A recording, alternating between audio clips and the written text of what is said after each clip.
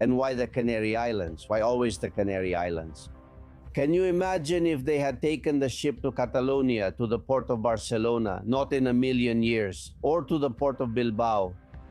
Even less. Whenever Sanchez has had the chance, he has mistreated the Canary Islands. And when it comes to putting a population at risk, he doesn't put his allies' population at risk. He puts the people of the Canary Islands at risk as if they were third-class Spaniards. What does the international health regulation say, starting from Article 24 and specifically Article 27? That when what is happening on this ship occurs, the receiving state, which could have been Cape Verde or Mauritania or Morocco or Angola or South Africa, could have put the ship in isolation. Isolation. And they haven't done it. After much pressure from President Clavijo, now the ship won't dock, but the people will, which is basically the same. The real concern isn't the ship, but potentially infected people. All this is happening right before tourist season. It's crazy. I'm sure cancellations are already happening. Because the people who travel to the Canary Islands, which are several thousand Europeans, travel to relax and be at ease. And right now, it's anything but peaceful. Look, a person, not even a politician, just any person, who can't control what they do below the waist, can't control what they do above it either. And if on top of that, this person is responsible for something concerning 49 million people, just imagine. Well, that's where we are. That's why I was saying that, yes, with Luis, it's about getting through the day, like how do I survive this morning? But in the long run, they know exactly what they're doing. It's about destroying in order to reach, well, a socialist world. Because, for example, the European Economic Community is also a socialist-type project. The worst in the class are the ones leading us. And the problem is that we're allowing it. I mean, we can sit here banging our fists on the table and acting scandalized. But the fact is that 49 million people are under these people's control.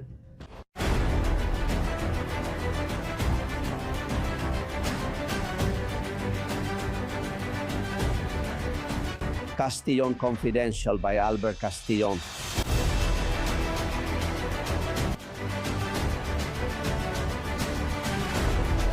Welcome. How are you, insiders? We are living through days of national emergency for several reasons in Spain. Today, you will get a lot of first-hand confidential information here, so you know what's happening, what's going on, and what could happen in the next few hours. Thank you for your trust, for believing in freedom of the press and practicing it, which is what we try to do here every day. For those who don't live in Spain, I understand that it might seem strange that a ship is traveling with Spanish passengers and others of different nationalities, some possibly infected with a deadly virus. And they say, of course, they allow it or they don't want it to dock in their country. How could they not provide that humanitarian aid? To understand it, maybe we have to go back to 2020 when the little bugs started to attack. Spain didn't follow the recommendations of the European Union, didn't buy supplies in advance, and became the country with the most healthcare workers who died. They protected themselves with PPE made from garbage bags. In the country with the most infected people, 150,000 people, they died in the biggest mismanagement disaster of that pandemic in Europe. The Minister of Health at that time, Salvador Illa, was promoted to President of the Generalitat. They rewarded him for doing such a bad job. The president of the government was the same as now. Sanchez, he's still in office, and also this man who is possibly responsible for many deaths. Fernando Simon, the one who said that masks weren't necessary because they didn't have them, because they hadn't paid attention to the preventive purchase proposed by the European Union. That's how he said it. It's not necessary for the population to use masks. The use of masks can indeed be useful for patients with symptoms. Since there are no masks, let's say they're not needed. Or like on March 8th, which is International Women's Day, and everyone has to go out because I'm very progressive, so that day everyone should go out, even my son, said Simon. If my son asks to go, I'll tell him to do what he wants. The next day, half of those who attended that demonstration, including family members like the mother of the president of the government, caught the virus. Simon has now said again the phrase that should be forbidden about Hantavirus, that we shouldn't worry. Coordination mechanisms are being set up to provide the best solution to this situation. Right now, from what we know about the Hantavirus is not easily transmitted from person to person. It's very difficult for it to be transmitted. There are cases of person-to-person transmission, but they are very rare.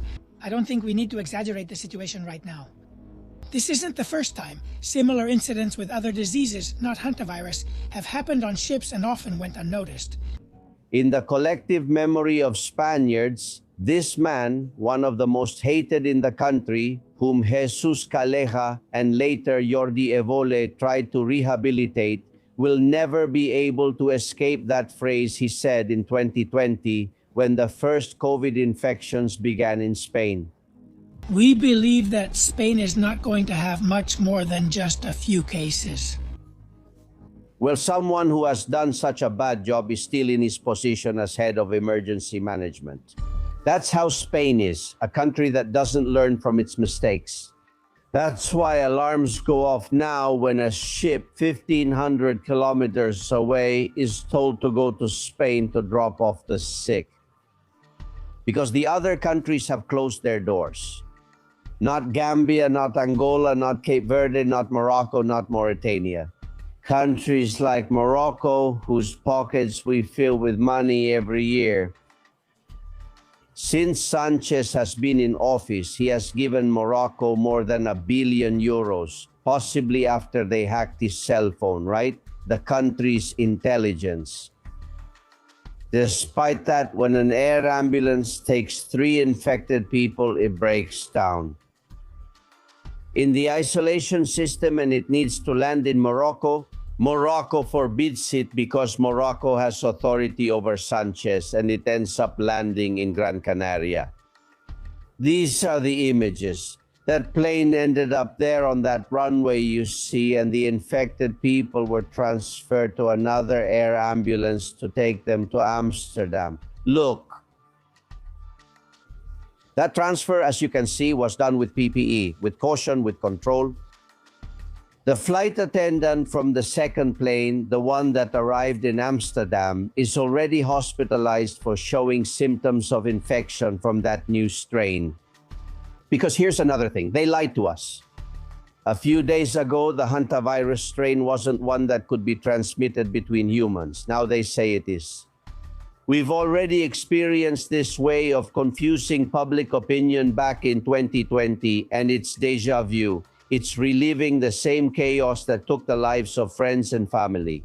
They also lied about something that happened on April 22nd. Several passengers from that ship were disembarked on the island of St. Helena in the South Atlantic, and there each one took the commercial flight they wanted to their destination, to their home. They said there were 20. Well, it's 30, and maybe in a few hours it will be 40. The World Health Organization is searching for them because they may have carried the infection with them. When they left the ship on that remote island, there was already someone dead from that disease inside the vessel. And one wonders if Amsterdam has been able to send not 1 but 2 planes to repatriate 3 infected people. Why not Spain? Why can't the Spanish Army's Airbus, the same one that Alvarez and Sanchez used to go anywhere in the world, be used, either that or another medically equipped plane, to transport the 14 Spaniards whom we don't know if they're infected or not, but who will need to be in isolation? Why? Why not take the Spaniards off the ship like Amsterdam did? Why not take the Spaniards off the ship properly instead of making the whole ship travel 1,500 kilometers to the Canary Islands, which it won't reach until Sunday? 4 days that could even be dangerous for the development of the disease inside that ship. The National Police in Spain have already received this protocol, which they use to monitor, although it's difficult if anyone has symptoms. In France, a first case has already been detected, but it's only a suspected case. For now, the one that seems most reliable is the case of the flight attendant from Amsterdam. This could start to become a more significant outbreak than we've been told. And we wonder why the Canary Islands. Yesterday, this program presented you with an increasingly reliable hypothesis.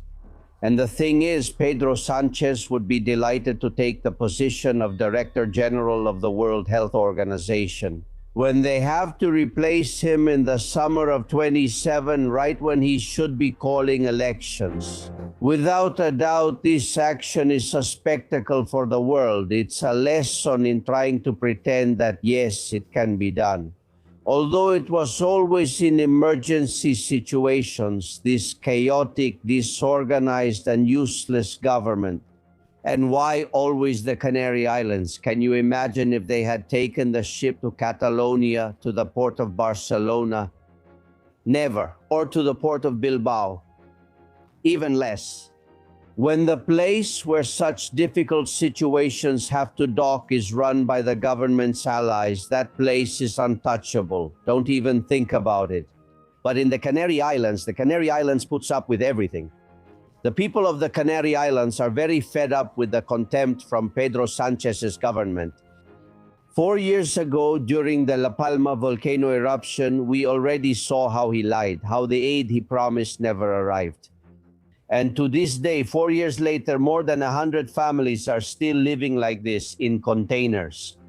There's money for the rest of the world, but not for them. Angel Victor Torres was the president of the Canary Islands. He did such a bad job that the Poles kicked him out, and Sanchez rescued him because he's a loyal ally.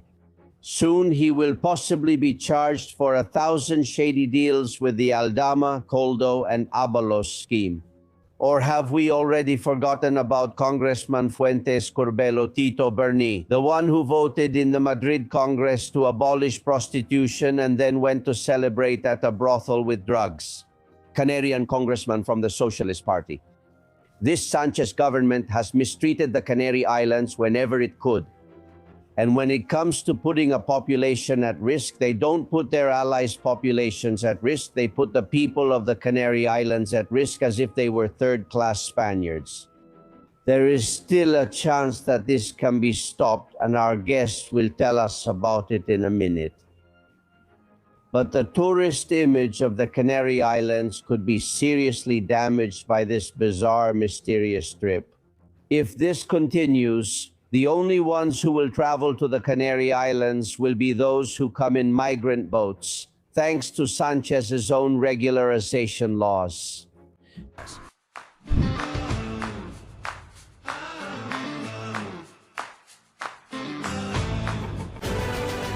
Castillón Confidential, by Albert Castillón.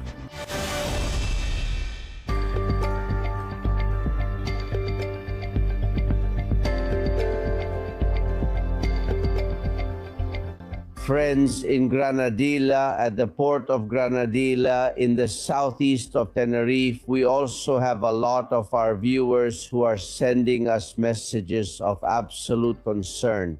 For example, this loyal friend whose name is Ana. The cruise ship arrives at the port of Granadilla de Abona. It's a port for ships carrying kerosene for planes. The residents of Granadilla are really worried because it's not normal for them to send us an infected ship. We don't want this ship to arrive. We also don't have enough resources to be able to have this ship here. Honestly, it's such a huge desperation that we Canarians are feeling here. There are a lot of elderly people living in Granadilla, children, young people. He's sending us this to infect us. The most logical thing is for the cruise ship to go to Holland. Since the company belongs there, the ship belongs to Holland. There's Morocco, there's Gambia, there's Mauritania. There are a lot of countries that are closer to where the ship was, and they send it here to us. Here it's going to infect us, and there will be many deaths, and everything that happens here is Pedro Sanchez's fault.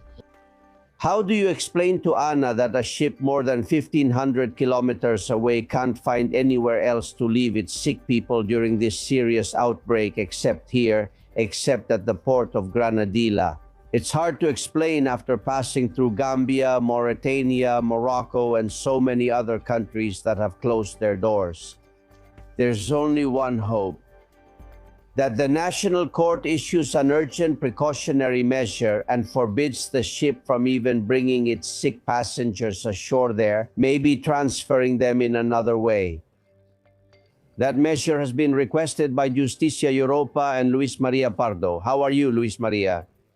Well, these are difficult times, but it's always a pleasure to be with you and to be able to explain to the whole audience what the appeal is about and why. Once again, we're being told a story that doesn't match what international legal regulations say, which is the regulation.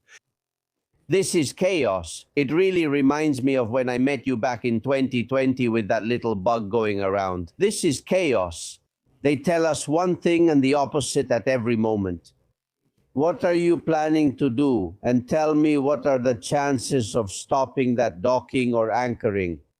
Well, in the last few minutes and hours, there has already been a change from docking to anchoring. But the thing is, you have to go back to the beginning.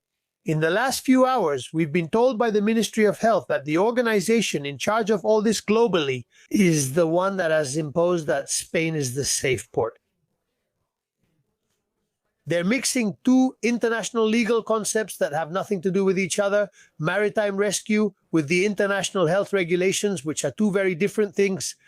What does the international health regulations say, starting from Article 24 and specifically Article 27? That when what's happening on this ship occurs, the state, the receiving state, which could have been Cape Verde, or Mauritania, or Morocco, or Angola, or South Africa, could have put the ship in isolation. Isolation? And they haven't done it. What is the Spanish government doing? In the last 24 to 48 hours, they have been preparing an operation in which the initial plan is to dock, that is, to bring the ship into the port and then take all the passengers away. They are creating a narrative for us like, well, this isn't transmissible, but yes, but no. They start to create a sense that nobody really knows who's in charge of this. The Canary Islands government is against it. The Madrid regional government is against it because in the end, it's going to be the hospitals that are going to have to receive them. And this creates uncertainty among the population, which, as this listener, this viewer of Confidential, rightly said, of course, it starts to create a sense that people don't know what's happening. Why are we requesting the precautionary measure? Well, because this isn't being done the way things are supposed to be done. If we have a regulation that says the ship can be kept in isolation, you can't claim there are humanitarian reasons because international law applies. Humanitarian grounds are for a ship that needs maritime rescue assistance, not in the situation we're in, Albert. The ship doesn't need humanitarian aid, and no one wants to deny it, quite the opposite. But if it's possible to establish isolation where a quarantine can be carried out on a ship, which is also prepared to spend months at sea, it's not understandable that they want to remove all the people and send them back to their places of origin. Well, and the worst part, imagine if they finally take them to Madrid, to the Gomez Ula Hospital. They can't force them to be in quarantine if they're asymptomatic. I mean, we're saying they're going to take them out of there with all the PPE and the cameras from Channel 1, and then they're going to go home by subway. That's how it is. They can't force them to stay in these. Exactly. They need to have a court order from an administrative judge, along with a ministerial order, in this case, an order from the Minister of Health that imposes a mandatory quarantine on them through the general public health law. But of course, the Minister of Defense came out just a few hours ago saying that it's voluntary, that no one can force them to stay at the Defense Ministry's Central Military Hospital. That is, after a few days, they could say, hey, I'm fine, I don't have any reason to be here. Or even a person could stay for a certain amount of time, imagine 20 days, and say, hey, I feel fine. And in that home, how do we know if they have the means to stay without someone else? How can we know if they don't go out into the street? How can we know about all the scenarios we can't account for? Albert, look, let's see. Let's weigh it up. We have a disease that is at least unknown. The real risks are still not known. The lethality is so high that any precautionary principle tells you, let's take the most sensible measure, which is isolating the ship. Why? Because once these contacts, let's say, are no longer able to be isolated, traceability will be lost. So, why are we doing the opposite? Why does Pedro Sanchez always get involved in all these situations? We can't be told that Cape Verde isn't in the World Health Organization, nor Morocco, nor Mauritania, nor South Africa, nor Angola, nor a good part of the countries in Africa. You can't say that the safe port is Spain. No, don't mix things up. Don't mix maritime rescue with the health regulations. Let's see what's behind this. Well, I have a theory that I mentioned yesterday, and it's that the Director General of the World Health Organization is leaving in August of 2027. And I'm afraid there's someone who wants to take his place, but time will tell. Sanchez is scoring points. There's something that the Spanish population doesn't understand.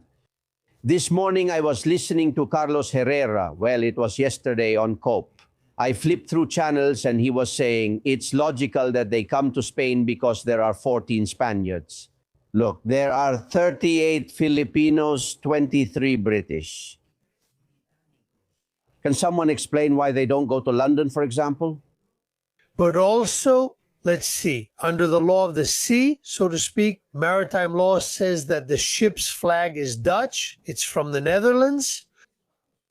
It's the ship owner who has to, in this case, order that it go to Holland, that it should go to the Netherlands. Or if it has to go to another country, what needs to be agreed upon are measures that are just common sense. Because what we say in the appeal filed before the National Court is the danger is so great, the danger of procedural delay, meaning that something could happen, is so great that every precaution taken, every precaution is necessary. Why? Because it's impossible for someone with any common sense to say, why are we going to disembark in Spain? A ship in the Canary Islands with a visit from the Pope coming up and hundreds of thousands of people expected there in the next few weeks, even though they say transmission is low, but possible. And with an incubation period of around 5 to 45 days, that is almost 2 months, Albert. It's an incomprehensible situation that gets out of hand. That's why we've told the National Court, intervene, stop it, request the complete file. Because this is not a humanitarian operation, but a case that requires isolation and the most appropriate measure to be taken. Not a political one, but a scientific one. I wish it were like that. The people in the Canary Islands are very worried, especially since they found out that this plane, as we mentioned at the beginning, that plane that was supposed to fly to the Netherlands with 3 infected people ended up in Gran Canaria because Morocco said they wouldn't even consider it. And the flight attendant from that plane is already in a hospital in Amsterdam with possible symptoms. In other words, this spreads much more than they've told us. They started by saying it wasn't a strain that spreads from human to human. Now they say it is. Who should we listen to? Because I absolutely refuse to listen to Fernando Simon. Well, Albert, given the current situation and the fact that we can't go back to the past where they tell us, no, it's not transmissible, and then the next day they tell us it's very transmissible, then they say, no, this doesn't exist, there's no such possibility, and then later they tell us that, yes, there is. Or even what we're witnessing right now, where we're told, no, it's what the World Health Organization has said when they haven't said anything, because it's the regulation that says it regarding docking. Now, docking is no longer allowed. I mean, don't you see it all as very superficial given the seriousness of a possible crisis in which it seems like we haven't learned anything at all and are repeating the same mistakes? I think public health is at stake, and we have rules that everyone has to follow. And political decisions can't be made. Just because someone wants to be president or director of the World Health Organization or whatever doesn't change what's at stake, the lives and public health of Spaniards. And especially right now, the fear that people in the Canary Islands have, where, by the way, I've already heard, and I imagine you have too, that protests have been called and a demonstration is going to be organized precisely to say no to the ship docking or anchoring in Canary waters. There's just one last question. I know it's very difficult and the listeners are asking me, so I have to pass it on to you. There's a strong possibility that Sanchez won't want to call elections a year from now when they're supposed to happen. Some people think it's all a plan so that a national emergency keeps him in power without calling those elections. Do you think he's capable of organizing something like that? What I do see as possible is that they're getting the population ready for any scenario, even for this widespread situation that could happen. I no longer rule out the possibility of voting by mail, meaning that elections could be called and they could say, you can't leave your house, vote by mail. Imagine, Albert, what that could be. Time will tell. We are waiting for the decision from that judge at the National Court. It could happen at any moment from today until Sunday, which is when the ship arrives. Hopefully, it'll be soon.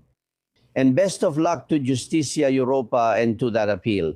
You were absolutely right to at least try. Luis Maria Pardo, a hug. Thank you. Greetings to all the confidenciales and to you, Albert. Castillón Confidencial by Albert Castillón.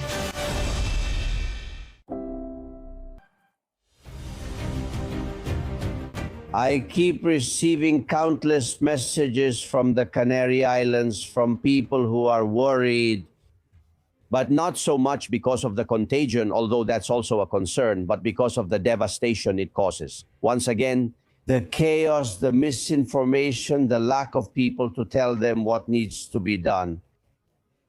They told me from the port, okay, the ship is not going to reach the port, but they are going to bring the sick people down through the port. Well, there are no PPEs. Who is going to give them to us? How do we organize the protocol? Do we go by car with the sick people or not? Or do we all go together on a bus? These kinds of things, right? Someone has to organize all that. There's tremendous chaos. Listen to the people of the Canary Islands. Two more opinions like Ana's that you heard, Javier and Pepe.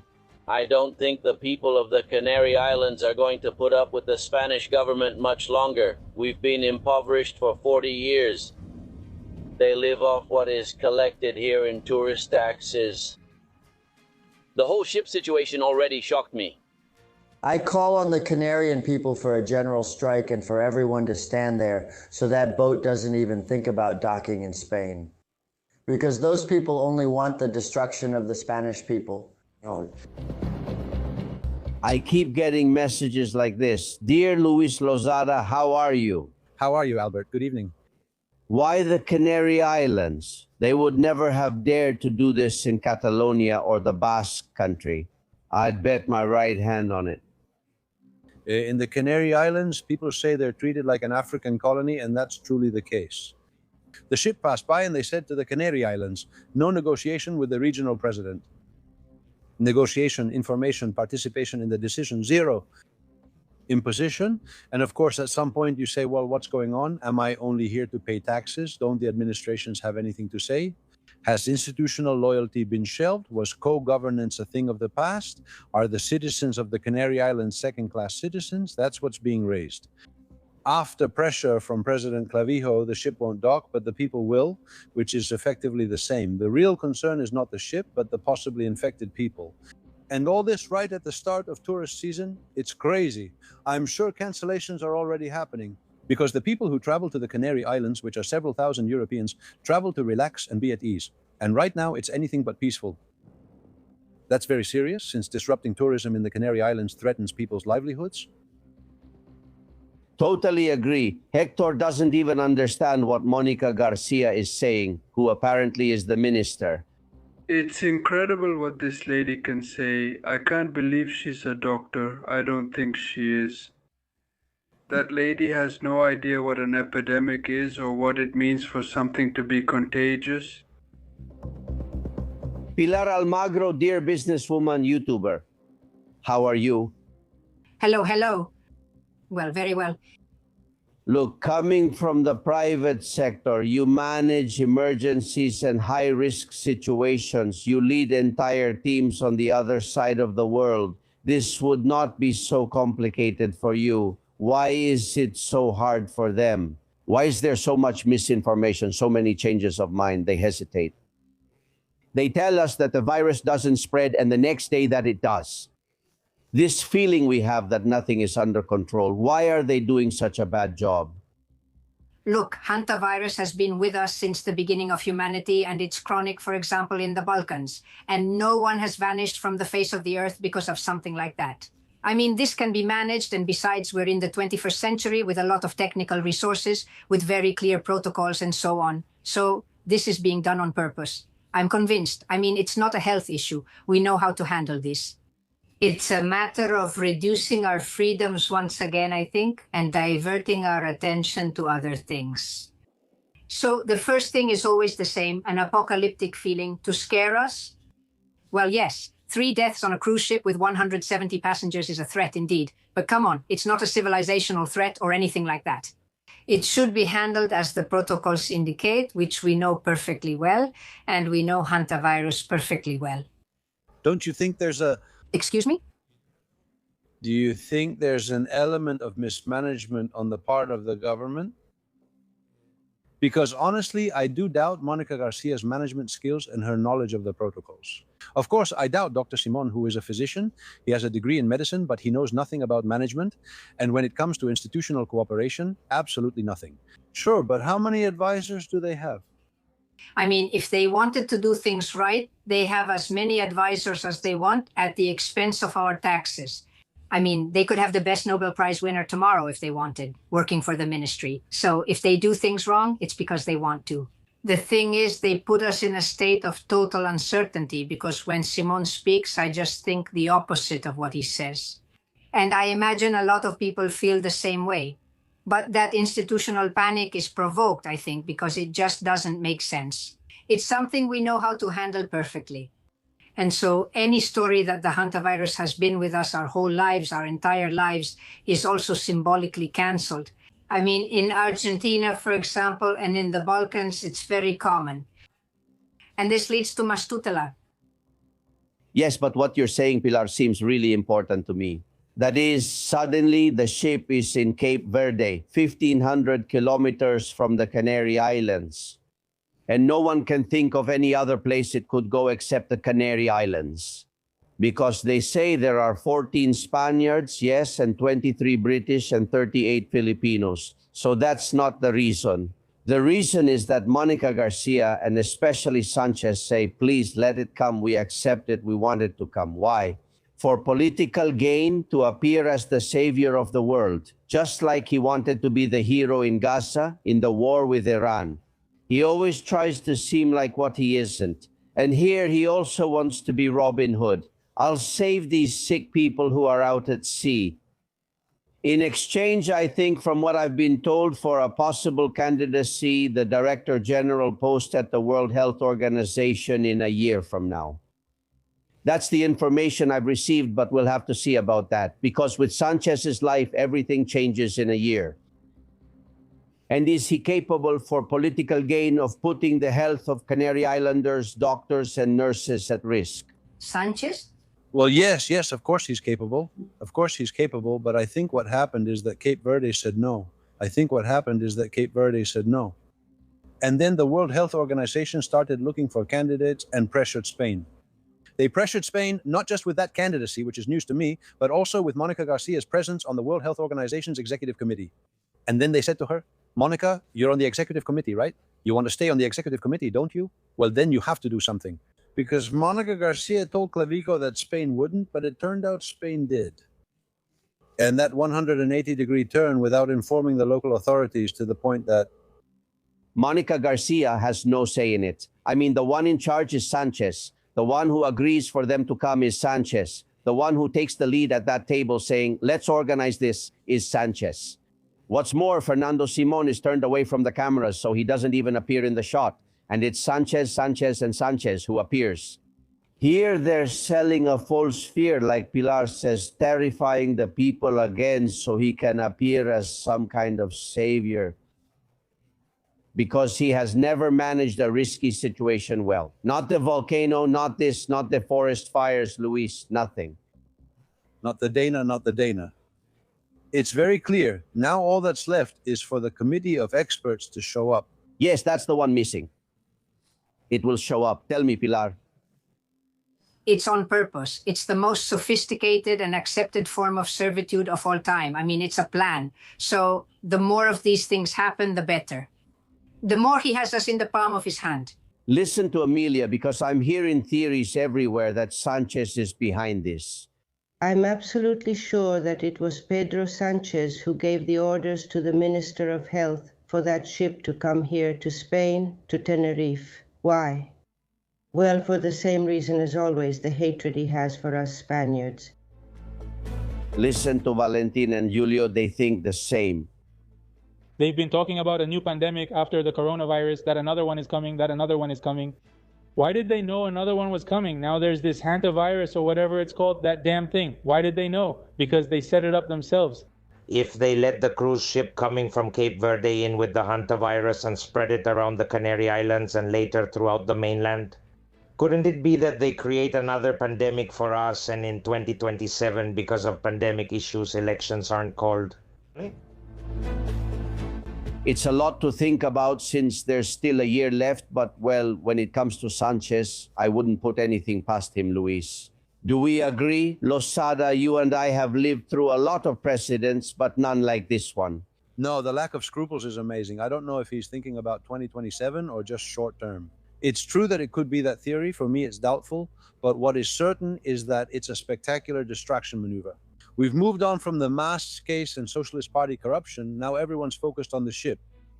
And that's spectacularly good for Sanchez, because I think Sanchez has the ability to think just like most Spaniards, unfortunately, for only 24 hours. So the point is to bring out the umbrella today. Tomorrow we'll see. So what do we need today? A boat, whatever. We have to come up with something to cover up the Mas scandal, because Abalos is going to be convicted. And if Abalos is convicted, who was the right-hand man, the secretary of organization, the minister of the ministry with the biggest budget? We have to come up with some kind of smokescreen. Is a boat coming? Then bring on the boat. I think it's a great distraction. Do you think so too, Pilar Almagro? Well, I think it works in two stages. In the short term, as Luis says, without a doubt. The resistance manual, it says so right there. But also in the long term, he is president of the Socialist International, and the goal is to make the world socialist the way they want. That's in the long term, and they're doing it very well. They saw that revolutions didn't work, so they're following Gramsci's method. Little by little, they've gotten into all the institutions, and people who come out of public secondary or higher education all come out with the same mindset, with the same worldview. They're doing very well long term, and as Luis says, everything is working out perfectly for them short term. More oversight, more expert management, more voluntary surrender by citizens, more preference for a designed order, even if it's disastrous like Sanchez's, that's the least of it.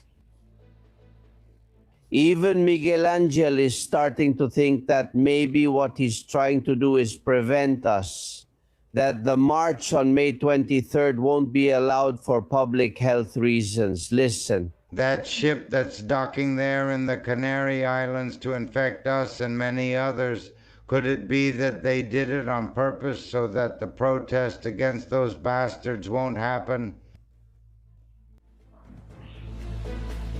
I don't know, but if he can, he'll do it. They'll take advantage of it and say, we're sorry, the government delegation has to deny the permit because a lot of people can't gather after what happened on March 8th. They're capable of taking advantage of it. What you guys are saying, I think it makes sense to everyone. But no, he's wrong if he thinks we're going to forget about the verdicts that are coming, about the fact that now the trial over the brother case is coming and he's going to sit in the dock. We have the months of May and June, Luis, full of court cases surrounding Sanchez. Next Wednesday, the precautionary measure that has been requested regarding the issue of mass regularization will be discussed, which is another spectacular scandal where the government has declared secrecy about the mass regularization. I mean, not only is the immigration law disregarded and Congress is ignored, but on top of that, secrecy and confidentiality are decreed. It's a spectacular scandal. And on top of that, even the numbers are hidden. They talked about 500,000, then it slipped out that it's 1 million, and together with the residency process, it's probably going to reach 2 million. 2,200,000 arrived in the past 2 years, and everything here is fine. The door is wide open, and the non-governmental organizations are handing out vulnerability report clauses as if there were no tomorrow. It's an absolutely mind-blowing scandal. The European institutions are nowhere to be found, and no one expects them to show up. And honestly, what I hope for, I don't know if I'm being a bit naive, but I hope that next Wednesday the courts will take action. Right now, we only have two institutions remaining, the UCO and the justice system. So either the justice system puts its foot down and stops this madness, or the nation is simply going to disappear because the map will change. The electoral map is going to change, the population map is going to change. This is what we're talking about. It's not just a fiscal crisis, nor an institutional crisis, not even just a territorial crisis. It's a crisis of the nation itself. This is what we're experiencing. You who go to universities, Pilar, giving talks, listen to this university student. Juanyo sent it to us about regularization, about what they're doing. They have sent us this message asking us students to volunteer to help with the process of regularizing immigrants by reviewing files and facilitating these procedures. It's incredible. There's neither time nor money to install outlets in the classrooms, but when it comes to setting up volunteer networks to encourage the pull factor, that's when the university shows off. When we entered university, we did so with the intention of studying and building a future for ourselves, but under these circumstances, it's our turn to speak up. Did you know anything? Had you heard anything, Pilar, about them using university students? Absolutely. I'm actually in Barcelona right now. Exactly. It's just that cultural Marxism has taken over most universities throughout the West.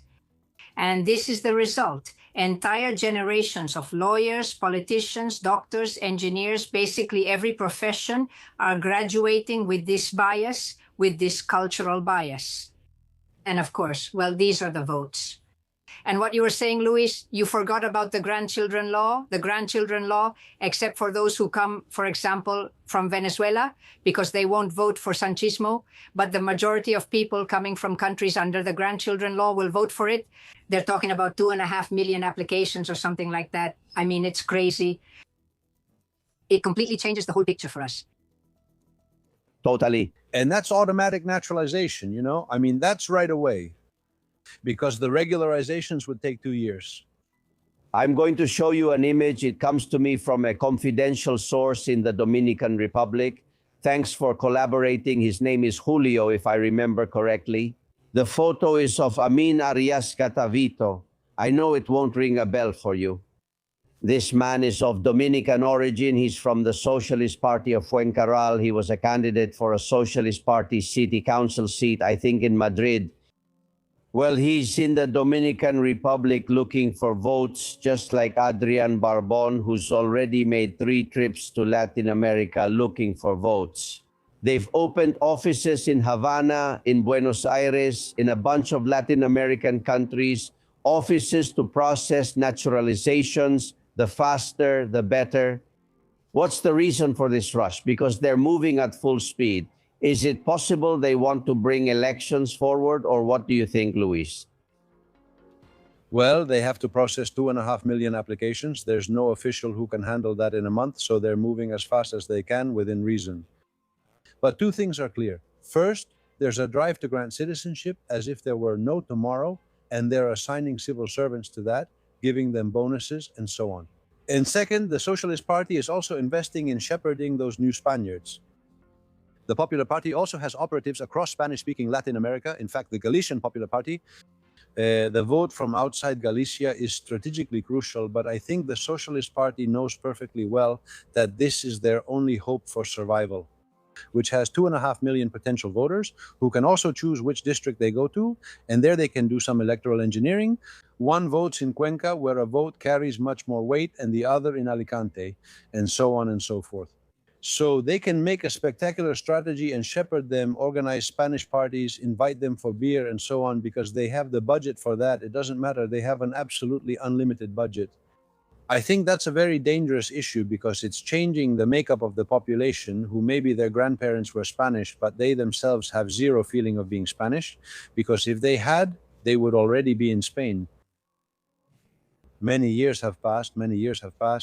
It turns out they're probably looking for citizenship first to have a safety net, and second to be able to do medical tourism if necessary. But it turns out they have the ability to vote, and the Socialist Party is going to manage that, and that's what's dangerous. Listen to Angeles and Sixto. I am a teacher at a public secondary school in the community of Madrid. There has been an increase of about 1/4 of the student body due to the enrollment of students who mostly come from families without legal status. It's a constant influx. These are kids who arrive, some of them don't know the language, others come with a very precarious education.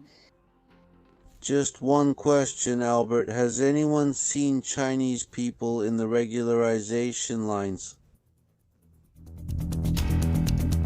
Has anyone seen Chinese people, Pilar? Have you seen any? Not a single Chinese person. And I haven't seen any Spaniards in the lines of other countries looking for people from those countries to pay them either. Spaniards go to other countries to work, which is normal. And here, well, before people also used to come here to work, to contribute.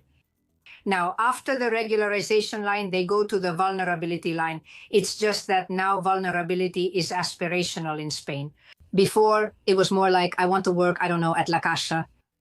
Then it was, no, I want to be a civil servant. Now I want to be vulnerable. Come on, it's the best, it's aspirational. People used to aspire to be notaries, right? Or bankers, not anymore. Now, I see videos on YouTube where people are thrilled because they've been given the title, the certificate of vulnerability. Yes, it's true. It's also outrageous because before, just as outrageous, Albert, just as outrageous as the government boasting that there are 2.5 million people living off the minimum living income. Listen, that's 2.5 million failures. Exactly. So the minimum vital income has to be a tool for someone who's in a hole to get out of the hole, not for them to stay in it. When the government claims to be the world's most supportive, it's actually plunging 2.5 million people deeper into the hole, which is completely immoral. Besides being economically unsustainable, it's completely immoral. Well, let's talk about morality. My friend Captain Bitcoin posted this scene that was seen on a Spanish beach. Two people in PPE wearing those suits, and they arrest a female surfer. Why? Because she was surfing during the COVID era. He says, while this woman was being arrested, Abalos, Coldo, and other socialists were sleeping with college student prostitutes and making million-dollar deals.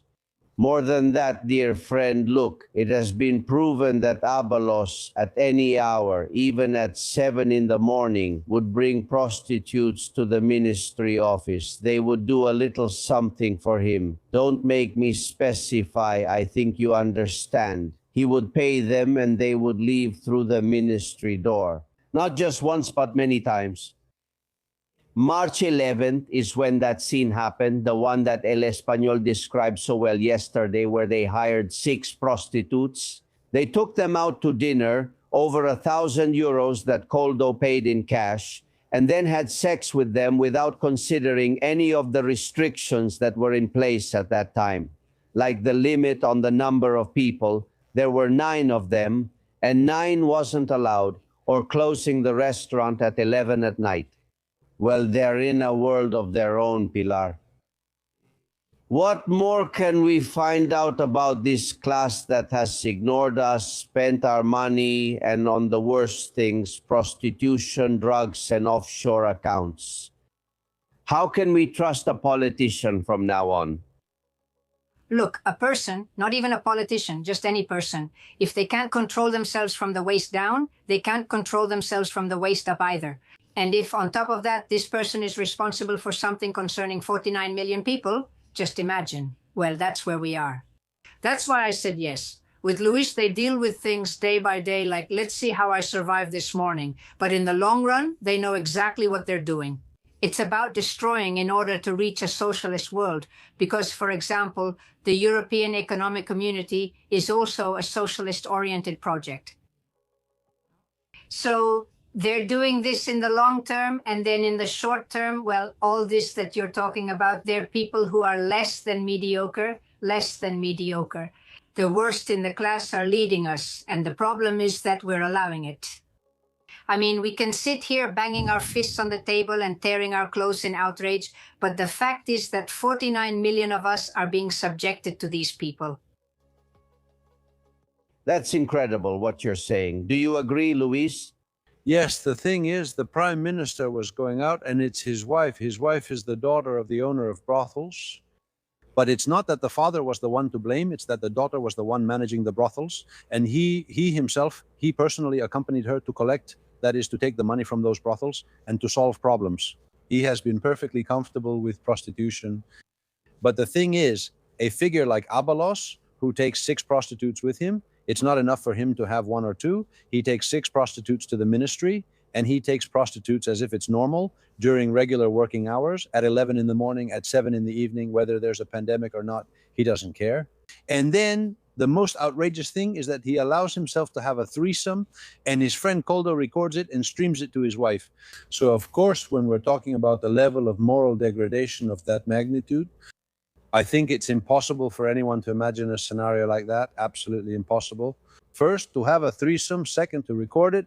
And third, to broadcast it is just something unbelievable. Or that someone, or that any of us, anyone who's listening to us, has a partner who works in the prostitution business.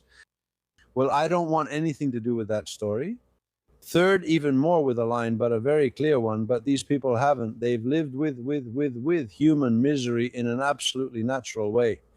When they have no moral scruples, when they have no ethical restraint, the truth is they are frightening. Because it's no longer just dipping their hand in the till. It's not the kind of corruption we were half used to, like taking a commission for a public works project. No. It's corruption with a capital C, the kind that's very hard to get out of, and they're capable of lying without batting an eye, as we've seen in the trial and as we see Pedro Sanchez do every day. It's very unsettling because if you have no moral restraint, no personal restraint, zero, you don't keep a low profile or wait for the storm to pass, which is what everyone did. No, not these people. They don't care. They do everything openly because, again, they have no scruples at all. Those were the days, Luis, when we had ministers like Che Garay, a Nobel Prize winner, right? That's true. Yes, but for all of that, you in the private sector, Pilar, they don't let a single thing slide for you. Not a single thing, not in schedules, not in conditions, not in taxes, in requirements, in paperwork, not a single thing. So there are two Spains here, right? The private sector, which gets crushed by bureaucracy and payments, and them who live the dolce vita. But it goes together. It's against private property. If I had power and I had to do just one thing, it would be to defend private property, because it's also defending our self-ownership. Ownership of ourselves, and we are material beings, and we need private property to exercise our freedom. So just look how far it goes. I think I've told you this before, Albert, but at the university here, at the Autonomous University of Barcelona, they've called me immoral for being a businesswoman without knowing me, just for being a businesswoman. And that's what's being spread and what comes out, the label that most of our university students leave with. How awful. Look, here's another example of something that shouldn't happen. Those of you watching on YouTube can see this man. His name is Jose Antonio Marcos San Juan.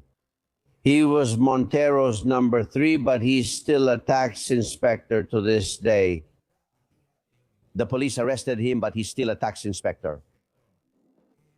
They found money in the bathroom of his house in a bag with bundles held together with a rubber band. They're looking at some photographs, the safe hidden in the barbecue, money in books, money in binders in the office.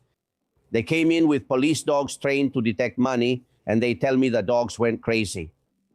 Supposedly, he was getting paid to remove fines for companies. And he's so dumb that he took a folder and named it myself. You really have to be dumb. And in that folder is the organizational chart, the payment scheme. Also, with the salary an inspector makes, he drives a 100,000 euro car. Who was helping him with the business? Supposedly his partner, Carolina Verdes, who is the Secretary General of the Professional Association of Tax Advisors of the Valencian community.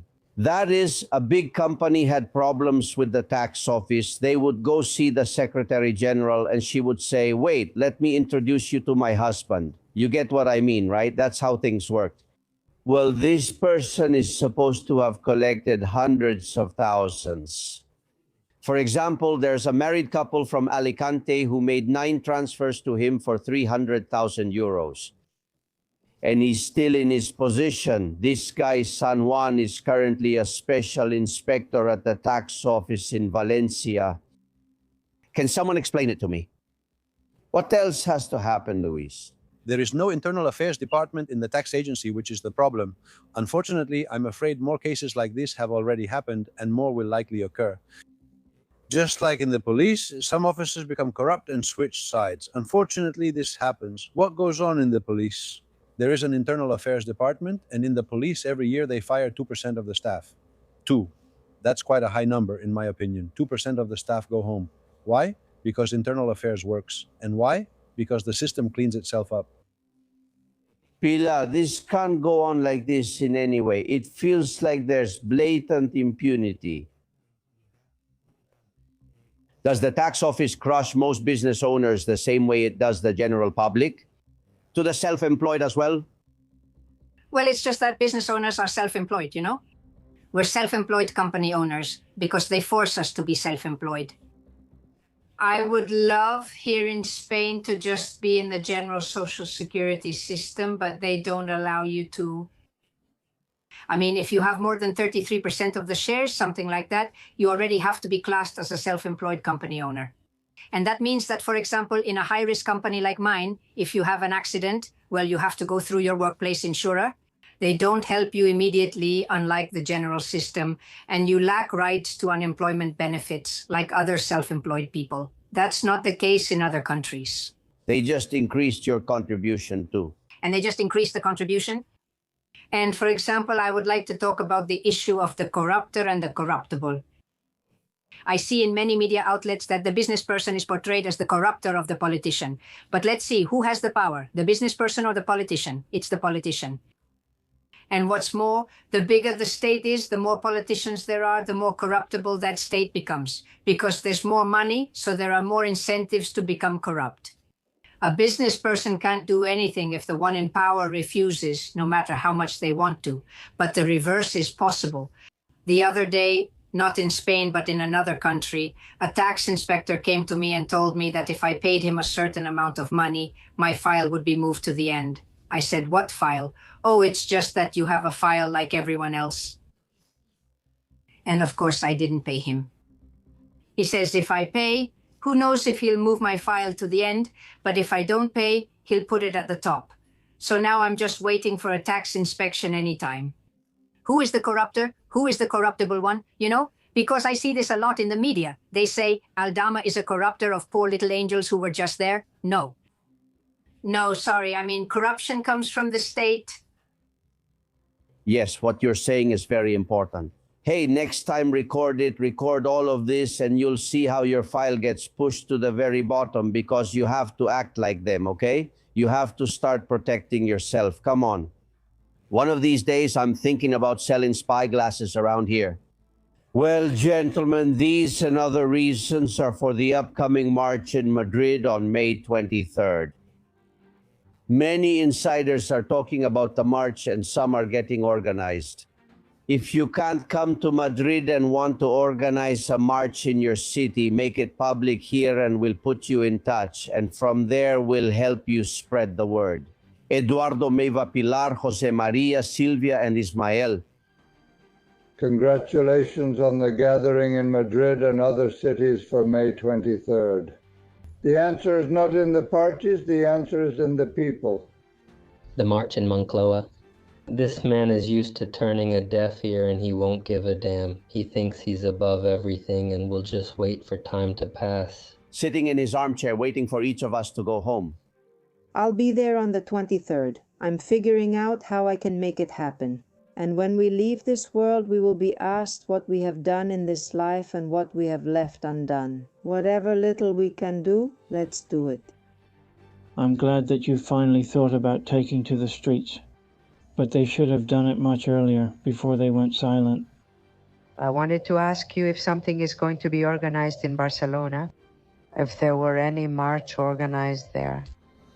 If not, then I'll make plans with some friends to go to Madrid. I encourage all of you confidenciales who can make it to Madrid so that they know we are confidenciales and that we support that march. We should start buying the t-shirts, Albert. Order the t-shirts and go wearing the t-shirt. Well, I'd be happy to. Look, the email If anyone wants the t-shirt, just write to me and let me know your size, those things, and the team will take care of sending it to you. I'm not going to wear a t-shirt because I don't have the body for it, but Pilar, the t-shirt would look really good on you. Are you going to be there? Well, I'm on the other side of the planet, but I'm looking into it. I'm already checking flights because I'll go as soon as I can. Of course, and if not, our intention, since we'll be there live, is to broadcast everything from the march. Let's hope the tech cooperates. Luis, you won't miss it, I know you. Of course not. I'll be there. Obviously, it's a must-attend event. Well, I want you by my side, along with all the confidenciales who care about you so much, and there's a need to shout, to do something. Monica, for example, sends me a bunch of photos and posters that she suggests for this march. Look at what Silvia, the one who called from Barcelona, said. Marcos de Quinto told me this the other day in private. He says on May 2nd, when the Spanish people drove out the French, they didn't post it on Twitter or Instagram, and neither the Popular Party nor Vox was leading. No, it was the people who went out. Let's stop waiting for someone else to do the work for us. It's the same now. If someone in Barcelona wants to organize one, they should do it like that, right, Luis? Yeah, that's why I have a lot of hope for May 23rd, because I think the people have said this has gone far enough. Do you think so, Pilar? Have we said enough is enough? Look, everything I've done in the last 2 years was to reach 70% of people so they could see what they're doing to us. The problem is that now they're diluting us precisely because we were reaching that 70%, which I think is the point of no return. I mean, the people, as we say, take control. In other words, it's over. But that 70%, by diluting us with all this massive immigration and also the mass naturalization of grandchildren that's going to happen, that percentage drops again, so we don't reach 70%. So I think we're on a fine line, you know, when the coin could go one way or the other. We're right there. That's why it's true that we need to put on the pressure now. But you have to keep it in perspective. When I feel down, sometimes your spirits drop, right? Just like you seeing the situation and that this tyrant won't leave, that he wants to stay in power forever, and that he cheats and lies. 4 years ago, this show was born as an alternative outlet. The first year, we didn't even show our faces. There were just photographs. All right. Back then, nobody thought, for example, that social networks no longer belong to them, that most people get their information from alternative media. Not on La Sexta, nor on La Uno, nor on Telecinco, nor on Antena 3. No one thought that everyone around Sanchez would be indicted and tried, and that several would be in prison. A lot has happened, Pilar, in 4 or 5 years, maybe even less.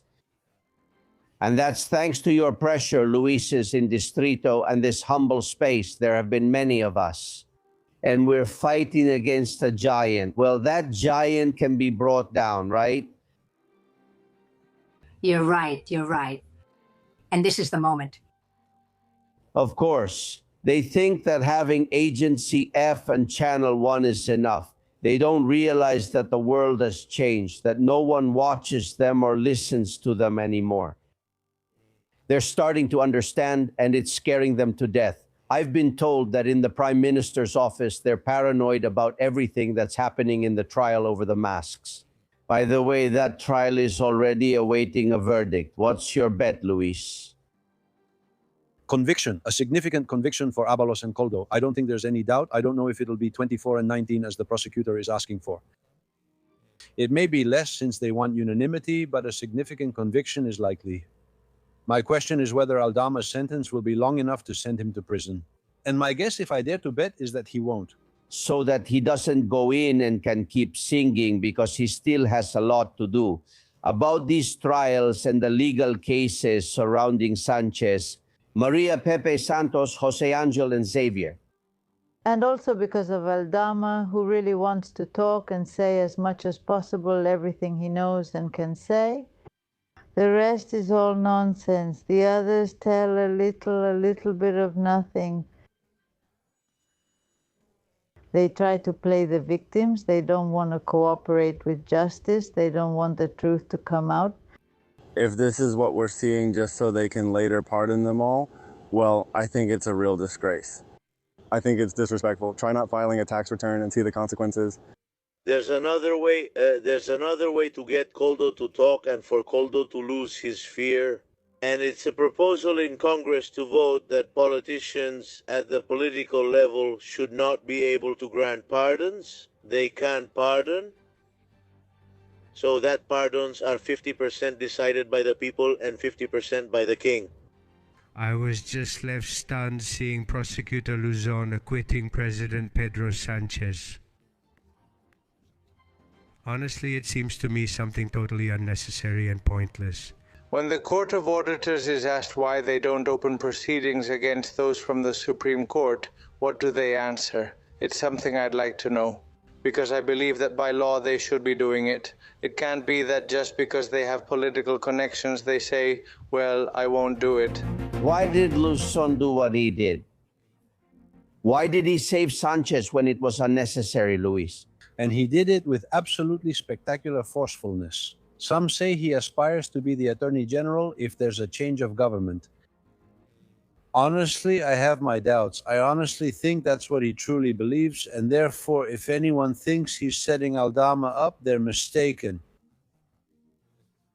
He simply listens and judges rationally. What is, and what isn't. That's how I think he sees it. Now, it's surprising because, honestly, what he said about Aldama had no basis. It was simply his personal testimony of what he had experienced. That was the value, and that value is completely dismissed because it's not really clear why.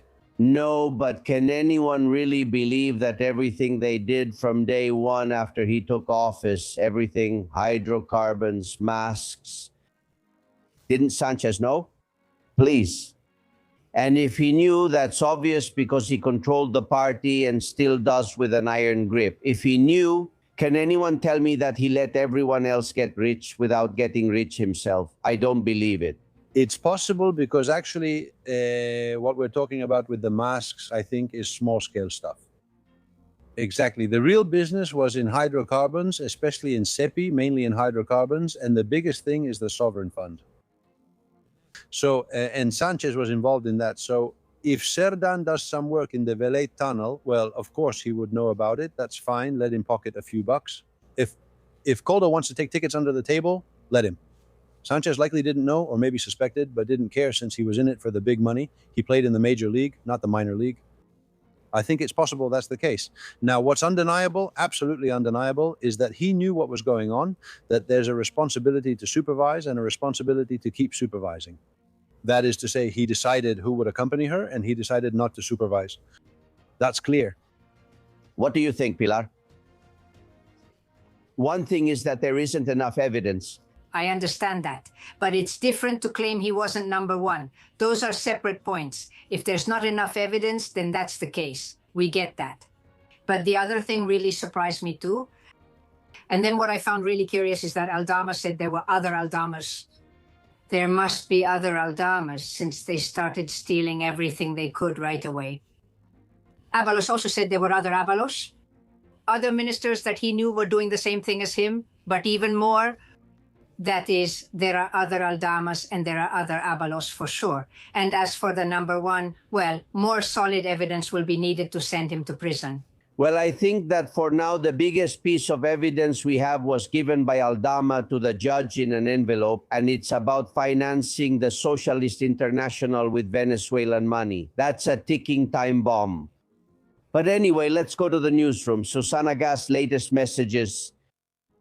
Here we are, Albert, in the Castillon Confidential newsroom, as usual, getting messages and opinions from all our Castillon Confidential followers. Adela says that Sanchez is a real danger for all Spaniards. Jojo also replies and says, well, and for more people, especially the rest of Europe who have no idea, and in America either. Elenita says that the Canary Islands should rise up right now. This can't go on like this. Gloria says that she only buys Spanish products, seasonal products, which are the healthiest. Paleter is doing an amazing job. Thank you so much. And to Albert Castellon and all the panelists for telling it like it is. I haven't watched television in a long time. I only watch you all. Carmen says they shouldn't let the ship enter the Canary Islands. It should stay where it is. There are many countries in the European Union. Why the Canary Islands? Are we some kind of charity? Isn't what we have already enough without us seeking our own destruction? Begonia says you're right, Albert. They make everything go through the Canary Islands. We Canarians are awake and we're not stupid. Fernando Ocla said, I was surprised. In my case, it's the first time I've seen a politician defending the Canary Islands. He spoke coherently, which doesn't usually happen with a politician. Yo-Yo says that our dear Albert, we Venezuelan Democrats will always be grateful for denouncing the relationship between the Venezuelan narco-dictatorships and the corrupt Spanish government. Don't give up, Mr. Castellon. We are absolutely grateful to you. God bless you. Don't stop fighting for us and for Spain. Cecilia says, congratulations, Albert Castellon, for the news you gave yesterday. She is referring to Pedro Sanchez's explanation. She says, so logical. Pedro Sanchez is always looking out for his own interests, even if it bothers the Spanish people. But this is really serious. He is lining up his post, as Albert Castellon said yesterday. Such important news. When he gets it, he will leave us behind. Congratulations, because no one else is saying that. And lastly, Mercedes, of course, invites us all out into the streets to the demonstration on May 23rd. Please, we have a lot at stake and everyone needs to vote. We must remember that on May 23rd at Plaza Colón, there will be that rally to demand those changes from the government, and Albert Castellon will be there. And a lot of insiders are writing to us and telling us that they are also joining that rally. See you on the 23rd. We'll be there, and a lot of contributors. And the Canarians have indeed taken to the streets. Yesterday afternoon, there was, as we've already mentioned, a significant gathering, almost unprecedented because it wasn't called by any political party, which is what we like. The fact that civil society doesn't wait for a signal, but acts on its own. And about becoming the Director General of the World Health Organization. Look, the three of us here would write a letter of recommendation for Sanchez so that he would leave, even if it was to the World Health Organization. Wouldn't we? Pilar, you'd be the first. A lateral move. In companies, that's what they call a lateral move. I want to get rid of them, so I promote them. That's the only way to get rid of them. Of course, of course. That's how we are too. Luis, would you write the letter? No. In the church, they say, promovetur por removetur. So either to the World Health Organization or to the Alliance of Civilizations or to Count Clouds, it's all the same to me. The main thing is that he goes away. Luis Losada, Pilar Almagro, it's been a pleasure being with you. Thank you very much, friends. Same here. Thank you very much, Albert. Luis, I'm following you. Luis Distrito TV Pilar on YouTube. Look them up. It's always worth it. Well, there's a hero that Paco Alvarez is going to tell us about, but also about the nonsense that the uninformed Claudia Scheinbaum has said in a minute. You are listening to Castellón Confidencial.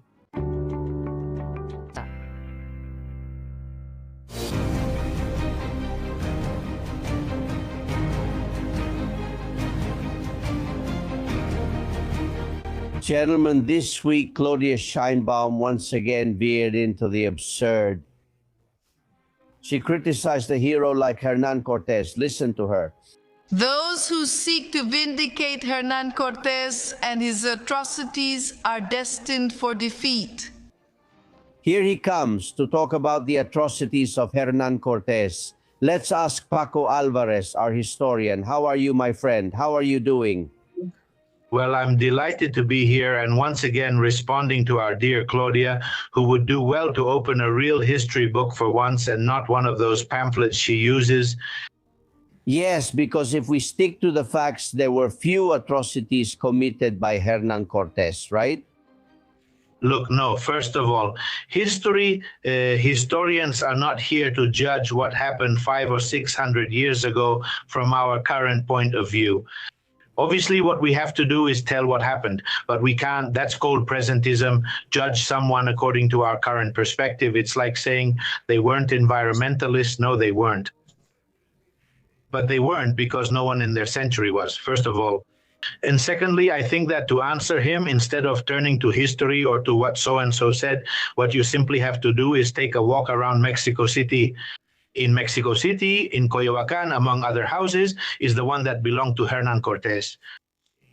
One might assume that someone who committed atrocities or was an enemy of indigenous people would need to live in a heavily protected castle, right? Well, no, it's just a normal country house with a little fence about 2 meters high at most, nothing special. Near him lived Pedro de Alvarado and further on others, so they lived among the people, those people who were their allies. We already saw the other day in another episode of Heroes how there were native generals in the Castilian army. We know that with Legazpi, during the conquest of the Philippines, there were Tlaxcalans who were Castilians, just like those from Segovia, like me. I mean, from the very first moment, all the indigenous people were integrated, the vast majority of indigenous communities, in what was New Spain, which was truly New Spain because we were equals, and because, in fact, maybe what Claudia should do is first stop blaming something. Look, you all have been independent for 300 years now, so stop blaming that conquest, which actually wasn't the way she thinks it was. If on the day the conquest of Tenochtitlan ended, there were maybe 1,500 Spaniards and, I don't know, 900,000 indigenous people, they could have said, we've freed ourselves from the Mexicas who were bloodthirsty. Now let's get rid of the Spaniards and create a new, I don't know, a new kingdom. They didn't do it because they became our friends. Claudia, maybe what you should do is explain what happened in 1847 when Mexico had already been independent for 25 years. And sold to the United States more than half of the territory that New Spain had. I mean, the states of California, Arizona, New Mexico, I don't know, Colorado, I don't know, Louisiana, Texas, all the rest, they sold it for a measly $15 million to the United States. You might say, no, there was a war. That's nonsense. There were about 15,000 American soldiers in Puebla, in Mexico, and right away they reached an agreement. Hey, we'll sell you everything. We'll sell you California. Coincidentally, those are the states with the most oil, and the following year, gold was discovered in California, starting the gold rush. Maybe she should explain why they lost half of the territory they had when we were one, instead of going back to Cortés, about whom she knows nothing. I insist the proof that he wasn't a man who committed atrocities, that he wasn't a tyrant, is in his own house, which was just a normal house, like any other neighbor's. It's clear. Well, a message to the ignorant Shanebaum. Let's see if she reads a book every now and then. Let's talk about a hero who actually has streets, monuments, and hospitals named after him, and that makes us happy. Maeva suggested we talk about him. But many people don't know the story of the great Dr. Michael Servetos. Did you know that I lived for decades on Miguel Servet Street in Barcelona? Ah, that's great. That's great. Because he had a tragic end, but this man was a genius from the beginning. Yes, he was one of the greatest scientists Spain has ever had. A true Aragonese from Villanueva de Sigena, a beautiful village in Aragon. And, well, I mean, he's someone we have to talk about, not just because one of our listeners mentioned him, but because a lot of people still think he was burned by the Spanish Inquisition, when in fact Michael Servetus was burned alive in Geneva by the Calvinists, the Reformers, the so-called cool ones. Supposedly we're the backward ones, right? And they were the modern ones. Well, look, the modern crowd burned him alive at the stake for saying that blood circulates through the lungs. Please. Anyway, and more things, but well, in short, he was a bit of everything. To put things in context, 16th century, early 1500s, right? Yes, he was born in 1509. They burned him in 1553, and he did everything. He was a meteorologist, geographer, theologian, of course, scientist, mathematician, anatomist, doctor, if you want. And of course, in his theology, he was very free-thinking. I mean, he said that he didn't completely agree with either side, and it bothered him that some people only saw the mistakes of others and didn't see their own mistakes. Of course, saying this in the 16th century, to start thinking for yourself instead of just obeying what religion says, whether it's one or the other, is very dangerous. So, well, our hero had to travel to many places. He had to go through small towns in France. He was in Paris, where he briefly taught at the University of Paris. And then he tried to get to Italy. And on the way, he obviously had to cross Switzerland. There he got into some arguments with the Calvinists, even in letters to Calvin. And well, in the end, they arrested him there, put him in a prison in the 16th century, and just imagine how terrible that was. And not only that, but they also sentenced him. I have the sentence here. This is what it says. I'm going to read it. Final. Yes, it says, against Michael Servetus from the Kingdom of Aragon in Spain. I'll stop here to show that 16th century Calvinists knew Spain existed. I'm saying this because some claim Spain never existed. Let's continue. For the many execrable points, articles, and blasphemies by which his book is aimed against God and the sacred evangelical doctrine to seduce and deceive the poor and ignorant. For these and other reasons, we condemn you, Michael Servetus, to be tied up and taken to the place of Champert, where you will be fastened to a stake and burned alive, along with your handwritten and printed book until your body is reduced to ashes, and thus you will end your days, so that you serve as an example to others who might wish to do the same. How terrible. Hey, how did this man know so much? How did he learn so much? Because at that time in Spain, there was a great deal of knowledge, but he had to travel around the world to learn more, right? A lot, no doubt. And he read, and he was a restless spirit, a spirit whose main difference from other scientists, even of his time, was that he questioned things. I mean, the method, the eternal doubt, so to speak, is almost his scientific methodology. The doubt, doubting everything, even what's written in the Holy Scriptures. That's what led the Swiss to burn him alive, which, by the way, even though Switzerland seems like this cute little country of chocolate, Heidi and all that, is actually the place that proportionally burned more women as witches than anywhere else in the world. So watch out for the Swiss. Please, that's outrageous. And then they say it was the Spanish Inquisition. Where did that rumor come from? Well, from speaking badly about Spain whenever possible. I mean, we started with Sheinbaum. There are people who make a living out of speaking badly about Spain. You and I know intellectuals who go on TV, who write for newspapers, who get paid a fortune to give lectures where they trash their own country without really having any idea what they're talking about. But of course, since there's a nationalist political class and other factions, leftists, and they like to speak badly about Spain or say that Spain doesn't exist, like we mentioned before. Well, that's how things are for us. But anyway, in his writings, he actually accused Calvin of being intolerant. In fact, he writes to him saying, I ask you for justice, gentlemen, justice, justice, justice. He says it 3 times. What did it get him that they burned him? By the way, even in his own time, the intellectuals or scholars in many parts of Europe looked down on the fact that Michael Servetus had been burned. In fact, there was a theologian from the same century, a Frenchman whose last name was Castellon. I don't know if he was related to you. I wish. He defended him, so I wish he was. Yes, he defended him. He defended him very well. He said verbatim, I quote, to kill a man is not to defend a doctrine, it's only to kill a man. It's a great phrase. Miguel Servet is a genius. Since I have some Aragonese blood, it's a source of pride for Aragon. And yes, he has been recognized, right, nowadays? Yes, absolutely yes. To begin with, even in Geneva, there is a monument to him on the very spot where he was apparently burned. There is also a street named after him in Geneva. In Paris, he also has a monument. There is a high school named after him in Lille, a public school in Vian in Spain.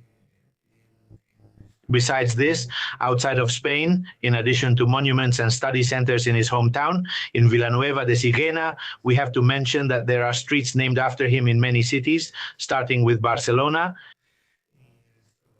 In addition to a clinic in Valencia, the municipal park in Huesca, and above all, the General Hospital, the University Hospital of Zaragoza, which is named Miguel Servet in his honor. And there, they continue working in science, and there, he is still remembered and people are healed in his name. What could be better than having a hospital named after you? It's great to remember the heroes that this country has given us. Or the Hispanic world, because here we really like to turn to Hispanic America, which is deep down another Spain. Dear Paco Alvarez, I follow you and watch you on Historias Confidenciales on your YouTube channel. A big hug. Hugs, friends. See you later. My friend Javi, thank you for your words. Albert, congratulations. I've been listening to you since you were on the midday show with Ray Del Olmo for a hell of a lot of years now. Well, I was just a kid back then, and now I'm old as hell. Imagine that. So, congratulations, and keep going and keep investigating, because in the end, you'll get what you're looking for. Thank you, my friend. Protagonist with Luis Del Olmo, working with him for years was a real education. I still love him very much. Well, Francisco Luis Ortiz makes a donation and says, "Happy 4th anniversary. May God bless you." Thank you very much, Francisco. You are very kind. Ignacio, who is a loyal follower, shares his thoughts about the Princess of Asturias Award. Yes, once again, they've given it to an illustrator from abroad because it seems that giving it to someone from here isn't progressive. Listen. The Princess of Asturias Award for Communication and Humanities has been given to the Japanese studio Ghibli, where iconic animations like Spirited Away have been created. But we can't forget that the creator of Mortadelo and Filemon, Ibáñez, was nominated twice and didn't get it because of the jury's snobbery, in my opinion. I'm sorry, but it's not really about Ibáñez. It's the award itself, which will always have this irremovable stain. I completely agree. I second that. And not because the Japanese person who won it doesn't deserve it, but Ibáñez does too. Friends, Carlos sent us this AI version of Sanchez. Imagine Aldama is Sanchez's envoy to a Gallic village where instead of Asterix and Obelix, it's Abalos and Coldo. Watch. Caesar, you have to take care of the Gauls. They're going to bring down your empire.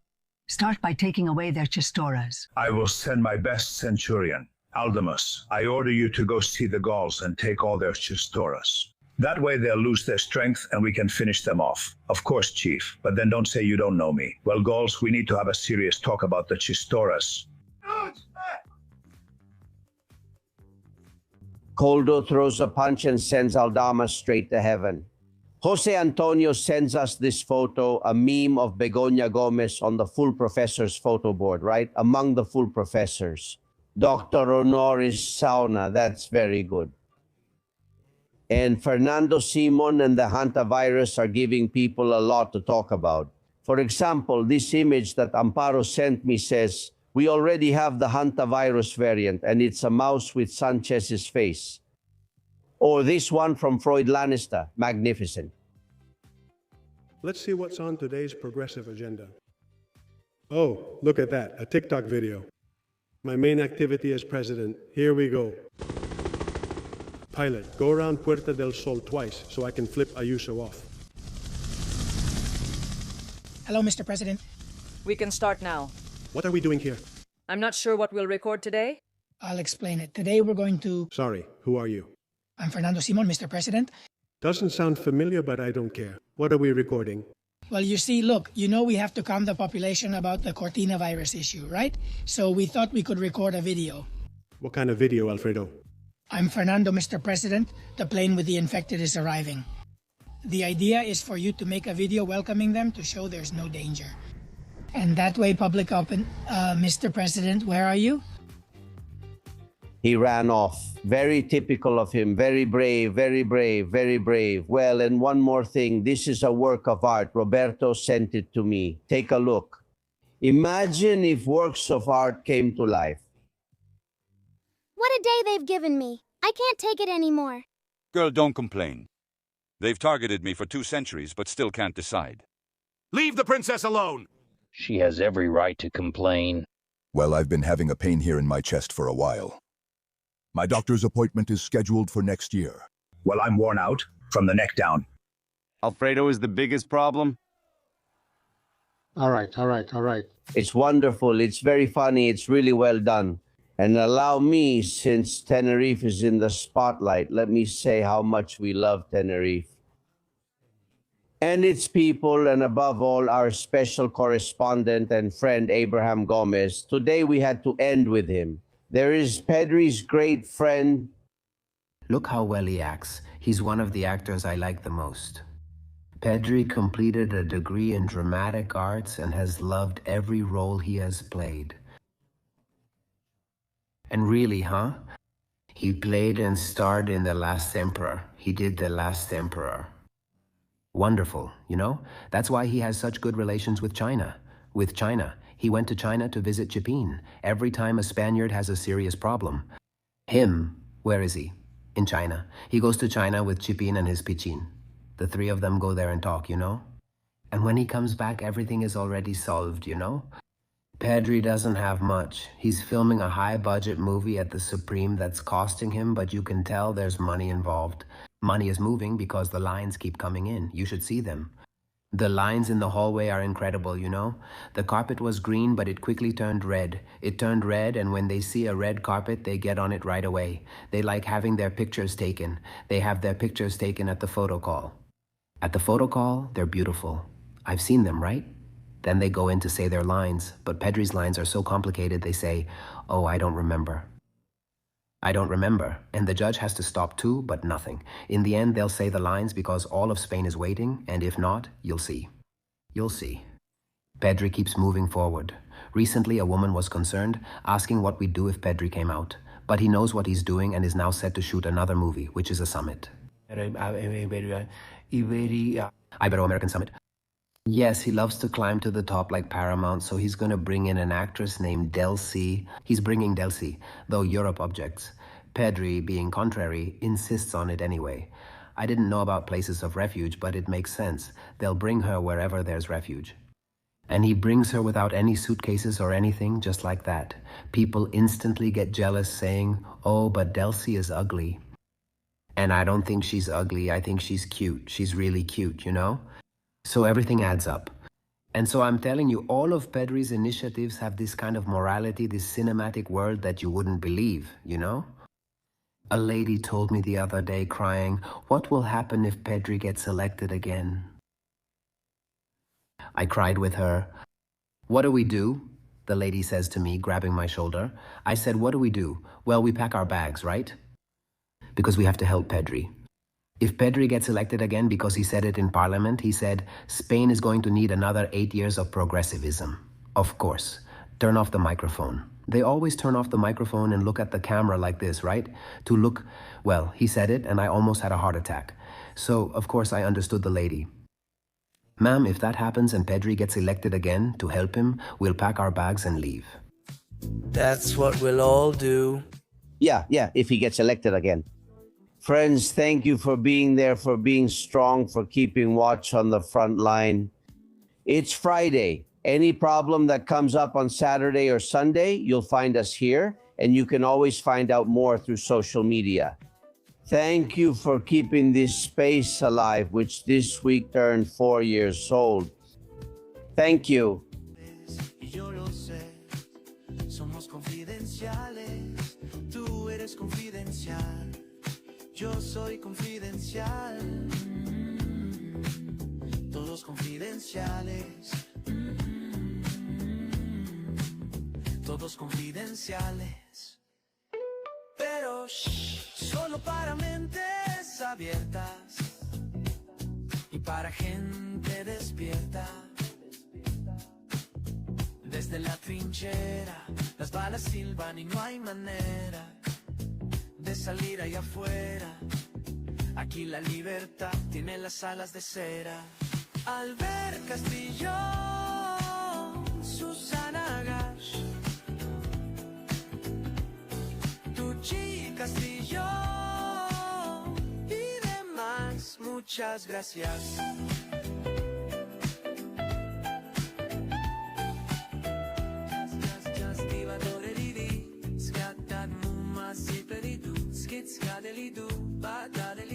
Con esto y un bizcocho, hasta mañana a las 8.